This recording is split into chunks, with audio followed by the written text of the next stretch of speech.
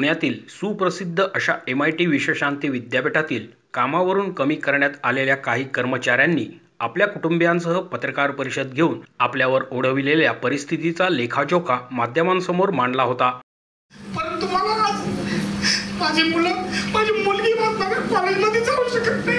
मी एवढं दुर्दैवी बाप आहे. मला खूप वाईट वाटतं तरी या गोष्टीचं. आपण इंग्रजांच्या काळामध्ये जगल्यासारखं असं वाटतं मला. त्यावेळी तिथे उपस्थित असलेल्या महिलांनी सुद्धा आपली बाजू मांडली होती. विश्वशांती विद्यापीठ प्रशासनाने आणि विशेषतः कुलसचिव गणेश पोकळे यांनी आपल्याला कशाप्रकारे वागणूक दिली याचे कथन त्यांनी अत्यंत भावनाविवश होत केले होते. हॉलमध्ये नेल्यानंतर अर्ध्या तासांनी आम्हाला आतमध्ये हॉलमध्ये ठेवलं. बाहेरून आतमध्ये दोन लेडीज आमच्यावर लक्ष ठेवायला होत्या. त्या दोन लेडीजनी लक्ष ठेवून बाहेरून कडी लावून घेतली. अर्ध्या तासांनी ते आतमध्ये आले. आम्हाला न विचारता त्यांनी आमची व्हिडिओ शूटिंग घेतली आणि आमचे मोबाईल आम्हाला स्विच ऑफ करून ठेवायचे. आम्ही माफीनामाचं पत्र सुद्धा घेऊन गेलो. 2-3 वेळा गेलो. हा सर आमचे कार्यक्रम चालू आहेत, देतो सरांना पत्र. त्याच्यानंतर पुन्हा आम्ही गेलो, तेव्हा सुद्धा तेच म्हटले. आम्ही तिसऱ्यांदा गेल्यानंतर त्यांनी अक्षरशः आम्हाला हकलून दिलं. तिथल्या कर्मचाऱ्यांनी, पोकळे सरांच्या ज्या ऑफिसमधले कर्मचारी होते त्यांनी आम्हाला अक्षरशः म्हणले तुम्ही सारखं इथं येऊ नका. तसेच इतर अनेक गंभीर मुद्दे उपस्थित करून आत्मक्लेश आंदोलन करण्याचा इशारा सुद्धा देण्यात आला होता. तर आम्ही 20 तारखेला जिल्हाधिकारी कार्यालयावर काय केलेलं आहे, आंदोलन म्हणजे आम्हाला परमिशन मिळालेली आहे. तर महिला मध्ये आम्ही पण सहभागी होणार आहे. तर त्याच्यामध्ये आम्ही आमची बायका, मुलं, आई वडील त्या सर्वांना घेऊन आम्ही काय करणार त्या ठिकाणी उतरणार आहे. याच पार्श्वभूमीवर मोशी न्यूज नेटवर्कने कुलसचिव गणेश पोकळे यांच्याशी संपर्क करून त्यांच्यावर करण्यात आलेल्या आरोपांविषयी त्यांची प्रतिक्रिया विचारली असता पोकळे यांनी अनेक बाबींवर आपली बाजू मांडली आणि MIT विश्वशांती विद्यापीठ प्रशासनाची भूमिका स्पष्ट केली. या व्यतिरिक्त त्या कर्मचाऱ्यांवर नोंदवण्यात आलेले गुन्हे यावर सुद्धा त्यांनी भाष्य केले आणि त्यांच्यावर विश्वशांती विद्यापीठाद्वारे कोणताही अन्याय करण्यात आलेला नसल्याचेही सांगितले. त्याचप्रमाणे महिलांनी उल्लेख केलेल्या मुद्द्यांचे स्पष्टीकरण देत पोकळे यांनी त्याप्रसंगी काय घडले होते त्याचे कथन केले.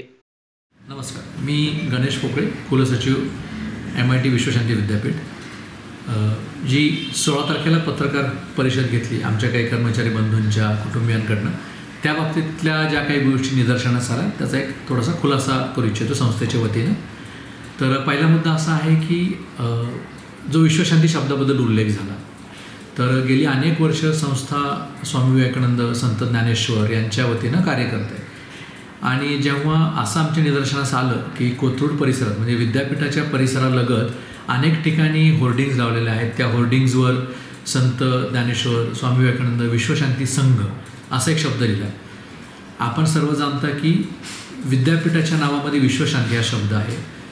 अगदी हेतू परस्पर तोच शब्द आपल्या बॅनरमध्ये वापरल्यामुळे अगदी हेतू परस्पर आमच्या इथल्या कर्मचाऱ्यांची दिशाभूल व्हायला सुरुवात झाली की विश्वशांती आणि विश्वशांती, संत ज्ञानेश्वर, स्वामी विवेकानंद हे नाव वापरून अगदी हेतू परस्पर दिशाभूल व्हायला सुरुवात झाली.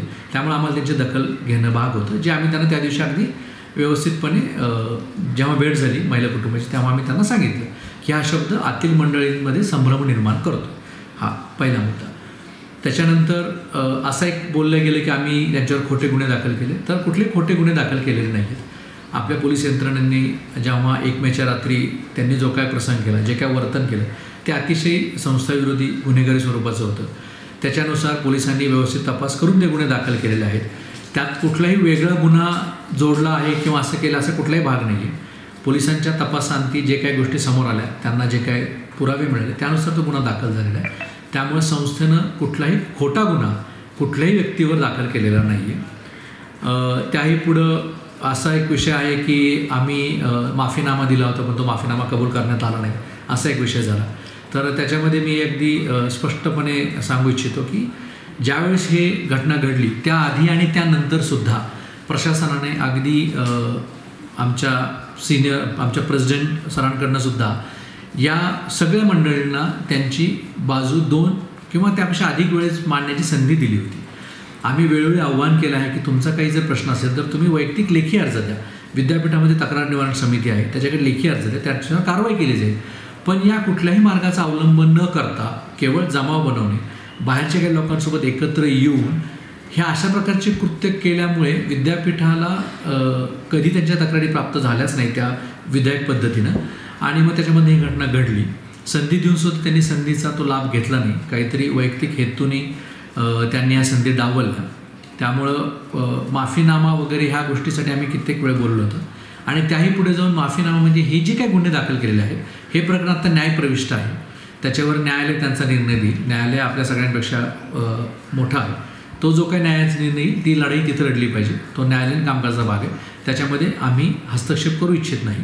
ती गोष्ट त्या पद्धतीनं पुढे जाईल. त्यामुळं आता त्या घटनेबाबत दिलेला माफीनामा हा कुठल्याही प्रकारे स्वीकारता येणार नाही. ही घटना आता न्यायप्रविष्ट आहे.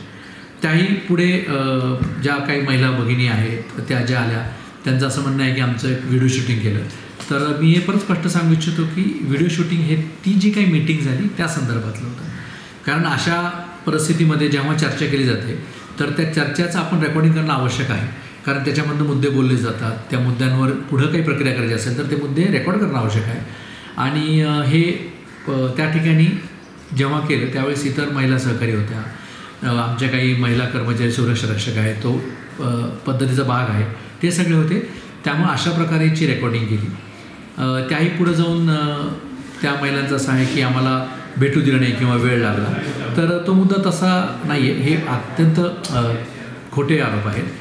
त्या जेव्हा भेटायला आल्या तेव्हा कुठली पूर्वसूचना न देता आल्या. त्याच्यापूर्वीही आम्ही वेळोवेळी त्यांना भेटलो आहोत, त्यांना बाजू स्पष्ट केली आहे, त्यांना सांगितलं आहे.